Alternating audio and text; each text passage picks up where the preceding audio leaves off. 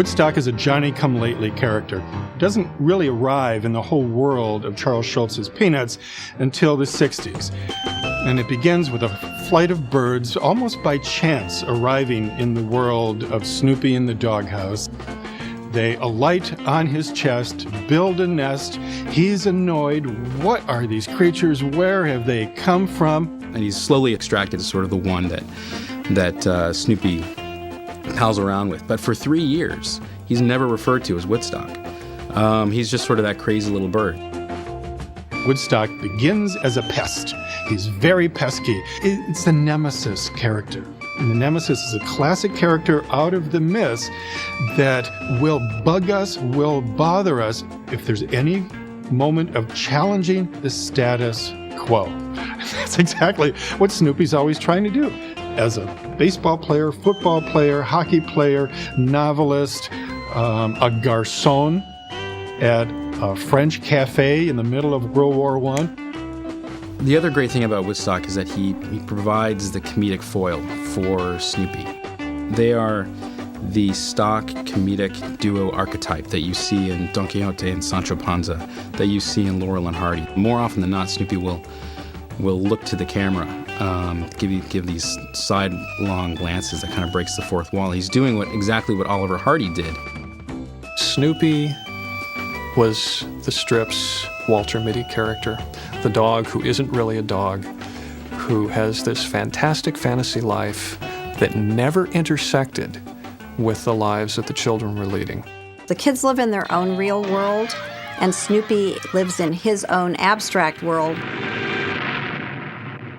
As the relationship between Snoopy and Woodstock began to evolve, Woodstock suddenly fulfilled an extremely important function. Snoopy can interact with Woodstock on a level that is more abstract than the level that Snoopy interacts with the kids. With Woodstock, Schulz did an extremely brilliant thing in giving Snoopy an animal sidekick with whom he could suddenly share all these crazy adventures.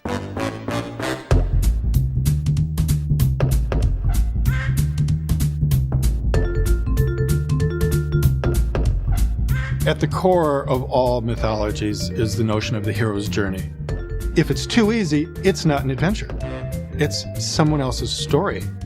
You're following in your father's footsteps, or you're following in the footsteps of the culture. Hence, the importance of the counterculture. In a sense, the hero's journey is the counter journey. And the minute you take that counter journey on, the real hero journey, the search for the self, you face resistance. In the world of Peanuts, every time Snoopy sits down to type his novel, there's little Woodstock, chirp, chirp, chirp, chirp. In other words, who are you to think you are a novelist? Who are you to think you can go off and fight the Red Baron? We all have that voice. Charles Schulz put a face to it. It's like a kid playing with his younger brother. They always have these antagonisms or teasing. They can end up teasing each other, and I think that's the measure of friends. You know someone loves you if they tease you. Well, Snoopy was very self-centered in the comic strip and almost thought he was superior to the kids, and he always falls back on that, of course. But I think maybe that's why Woodstock was necessary, because Snoopy had to have someone who meant something to him. There's a very telling phrase in an early Peanut strip that security is knowing you're not alone. But there's something very poignant in Snoopy where he's alone. Until Woodstock arrives. Not until the mid-60s did the birds start taking on a more important role in the strip, probably most visibly during the political campaign season in 1964. The birds would march along with signs with question marks and other things that were commentaries on what the characters were saying, which would allow Snoopy to make some comment about something. They were clever.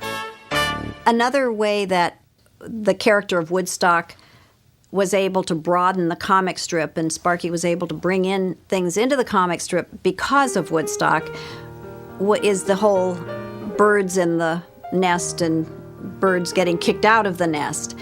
And typically on Mother's Day, Woodstock had a sign saying, Mom, Mom. When he wrote those, I always felt as though it had a reflection back on him as a very young 19-year-old having his mother die. It was a very traumatic time in his life, so I think that Woodstock looking for his mom and Snoopy saying, "No, I don't think you're ever going to find your mom again," has a very poignant message from Sparky. Charles Schulz always said he drew the comic strip for adults. And where adults could look at Woodstock and at one level with a sarcasm or apparent sarcasm,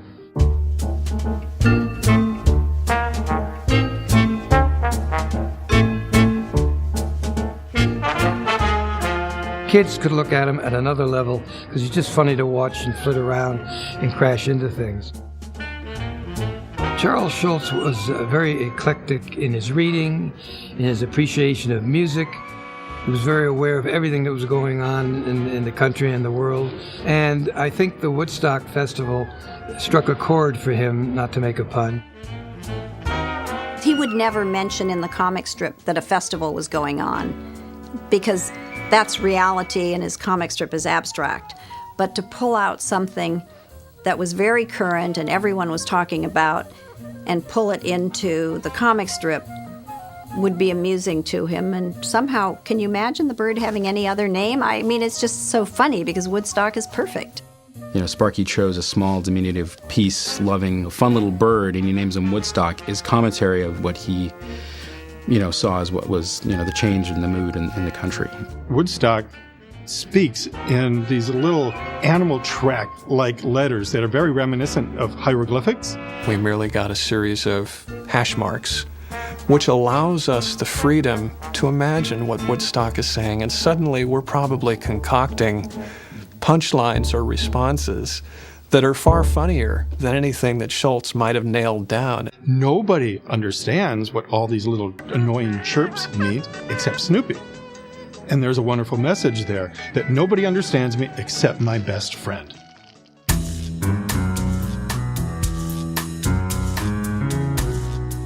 When we saw Woodstock in the comic strip, we started to get very excited about what we could do animation-wise, because the only action figure we had was Snoopy, and now all of a sudden we could not only add the bird, but we had a friend for Snoopy to interact with on the television shows.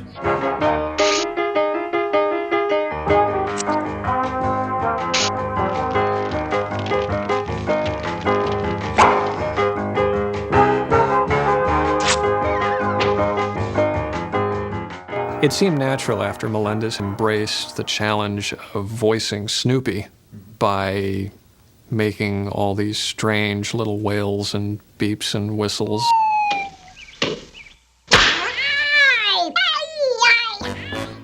That the same approach would be used with Woodstock. He just would talk a lot of gibberish and then speed it up 10 times. So when Woodstock came along, he said, well, let's do Woodstock the same way, maybe at a higher pitch.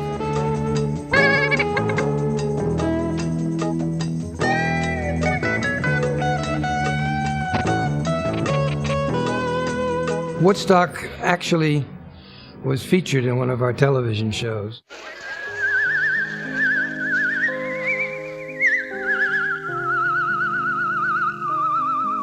She's a Good Skate, Charlie Brown, where she was to skate Peppermint Patty to the beautiful Mia Bambino Caro. And we found a fellow named Jason Serenas, who was considered one of the outstanding whistlers in the world, not just the United States. And we got in touch with Jason. He came out, and as Woodstock whistled this beautiful, beautiful song, and that was Woodstock's starring moment in Peanuts history.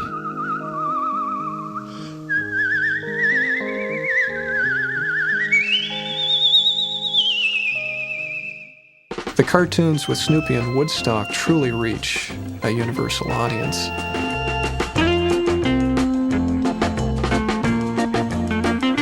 They're they're buddies. They're drinking buddies. On New Year's Eve, they get drunk on root beer. There's definitely an affection between the two. In the museum, we don't concentrate on product because our goal is to show the art of Schultz, the art of cartooning, and not the products which are byproducts of that art. But it is amazing how people would enjoy looking at and say, oh, I remember having that. Woodstock is a natural, as a cute, stuffed, small thing with not quite eyes. They tend to be pieces of black felt. So any self-respecting Peanuts fan who's likely to buy a plush Snoopy is also likely to buy a plush Woodstock to keep it company. It doesn't feel like Peanuts without Woodstock. There were, as I said, over 1,000 strips with Woodstock, and and he's one of those indelible characters that brings just a great air of levity and sensitivity and humor to the strip.